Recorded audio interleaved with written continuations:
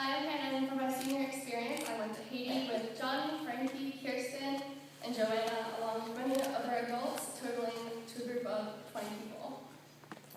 I really wasn't sure what to expect going to Haiti. I've never been to a different country, and I'm not very good with geography.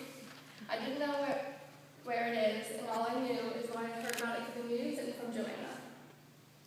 I thought it was going to be like a vacation, and then a friend told me if I go into a service trip expecting it to be a vacation, I wouldn't have a good time, so I set my standards low.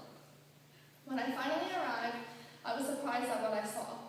I saw lots of cars, and I didn't know there were cars in Haiti. When I pointed this out to Joanna, she just kind of laughed at me. On the 5-hour trip from Port-au-Prince to La Plaine, I was asked if Haiti was like I expected it. Then it hit me, I had really no idea what I expected. Right there in my face was the most heartbreaking thing I had seen in my life. Tent on tent with tons of people just walking around aimlessly. I had no idea what they were doing. I had no idea what this place was like. This was like nothing I had seen before, and it gave me a new worldview. We arrived at the house I would be staying in for the next week. It was absolutely beautiful, but far different from any house I'd ever seen in the U.S. The first full day we were there was Sunday, and we started the day by going to church. Even though I didn't understand what they were saying, I loved the service. I loved the way that when they sung, people would scream on the top of their lungs and song and clap, praising the Lord and doing it with all of their heart. This is so different from the way I worship in my church, which seems so stuffy and like nobody wants to be there. We finished the day by praying with the Haitian children that had no problem giving us all of their love, and also preparing for the clinics for the upcoming week. Every night we would go on the roof and watch the stars before we went to bed. This is where our group bonding happened and where I felt the most serenity. Never have I seen such a beautiful sky full of stars and truly appreciated God's breathtaking creation until I was on the roof and traveling the roads of Haiti. Monday until Thursday morning, we woke up early to go to our clinics, or in Johnny's case, building a roof and setting up the solar panels for the house we stayed in so we could have hot water for showers. Our routine would be breakfast at 7, leaving the house by 8, and head back to our house around 4. Then we would play with the kids, have dinner, play some more, and then end the night off on the roof. The people I met had the biggest impact on me. Everyone was so grateful for us. I would see children around the age of 6 or 7 look like they were 4. They were so malnourished.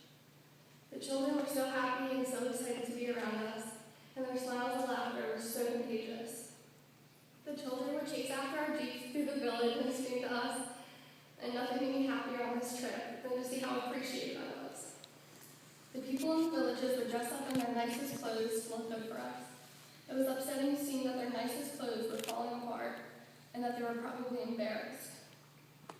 I was amazed at how the Haitians felt so comfortable around me. The kids would be hanging on to every part of us. They gave me their unconditional love, something we hold back here. I was a witness to the love in 1 Corinthians 13, something I thought was nearly impossible to achieve. And I guess that's something that Haiti and Mexico people both can understand. During that week, we treated around 950 people. Our last meal, we were told we had touched 950 people's lives.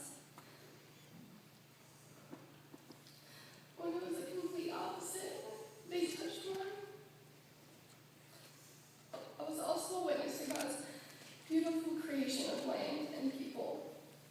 Even though I set my expectations low, this was more of what I could have ever expected. My service trip was better than any vacation.